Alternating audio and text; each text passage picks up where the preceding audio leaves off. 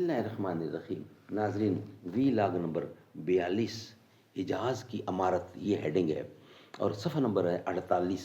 اور ناظرین، اس سے پہلے والا وی لاگ تھا شام کی بادشاہی، اس سے پہلے والا وی لاگ ہم نے آپ کے سامنے پیش کیا ہیرا کی بادشاہی، اس سے پیچھے یمن کی بادشاہی۔ ناظرین، مین سبجیکٹ ہے عرب حکومتیں اور سرداریاں، یعنی ابتدائے نبوت کے زمانے کا عرب، یہ ہم آپ کے سامنے رکھ رہے ہیں۔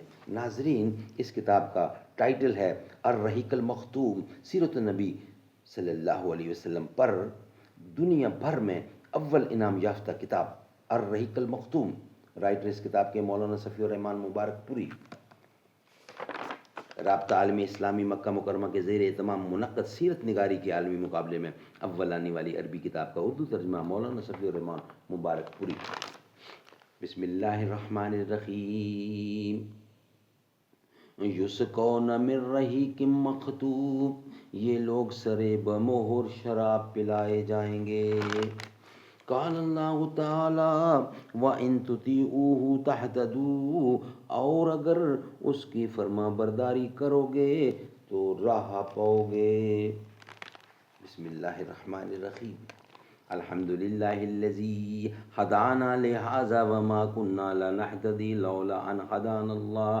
اللہم صلی علی محمد النبی الامی وازواجہ امہات المؤمنین وذریتہ واہل بیتہ کما صلیت علی ابراہیم انک حمید مجید۔ وی لاگ نمبر 42 حجاز کی عمارت، یہ ہیڈنگ ہے۔ گدائی میں بھی وہ اللہ والے تھے غیور اتنے کہ منم کو گدا کے ڈر سے بخشش کا نہ تھا یارا۔ غرض میں کیا کہوں تجھ سے کہ وہ صحرا نشیں کیا تھے، جہاں گیرو جہاں دارو جہاں بانو جہاں آرا۔ اگر چاہوں تو نقشہ کھینچ کر الفاظ میں رکھ دوں، مگر تیرے تخیل سے فزوں تر ہے وہ نظارہ۔ حجاز کی عمارت، یہ ہیڈنگ ہے۔ یہ بات تو معروف ہے کہ مکہ میں آبادی کا آغاز حضرت اسماعیل علیہ السلام سے ہوا۔ آپ نے 138 سال کی عمر پائی اور تا حیات مکہ کے سربراہ اور بیت اللہ کے متولی رہے۔ آپ کے بعد آپ کے 2 صاحبزادگان نابت پھر قیدار یا قیدار پھر نابت، یک کے بعد دیگرے مکہ کے والی ہوئے۔ ان کے بعد ان کے نانا مزاز بن عمر جرہمی نے زمام کار اپنے ہاتھ میں لے لی اور اس طرح مکہ کی سربراہی بنو جرہم کی طرف منتقل ہو گئی اور ایک عرصے تک انہی کے ہاتھ میں رہی۔ حضرت اسماعیل علیہ السلام چونکہ اپنے والد کے ساتھ مل کر بیت اللہ کے بانیوں میں مار تھے، اس لیے ان کی اولاد کو ایک باوقار مقام ضرور حاصل رہا، لیکن اقتدار و اختیار میں ان کا کوئی حصہ نہ تھا۔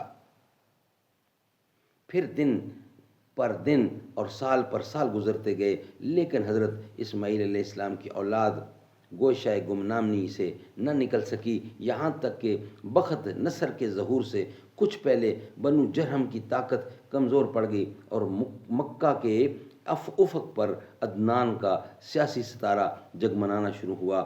اس کا ثبوت یہ ہے کہ بخت نصر نے ذات عرق میں عربوں سے جو معرکہ آرائی کی تھی، اس میں عرب فوج کا کمانڈر جرہمی نہ تھا۔ پھر بخت نصر نے جب 587 کاف میم میں دوسرا حملہ کیا تو بنو عدنان بھاگ کر یمن چلے گئے۔ اس وقت بنو اسرائیل کے نبی حضرت یرمیاہ تھے۔ وہ عدنان کے بیٹے معد کو اپنے ساتھ ملک شام لے گئے، اور جب بخت نصر کا زور ختم ہوا اور معد مکہ آئے تو انہیں مکہ میں قبیلہ جرہم کا صرف ایک شخص جرشم بن جلحمہ ملا۔ معد نے اس کی لڑکی معانہ سے شادی کی اور اسی کے بطن سے نژاد پیدا ہوا۔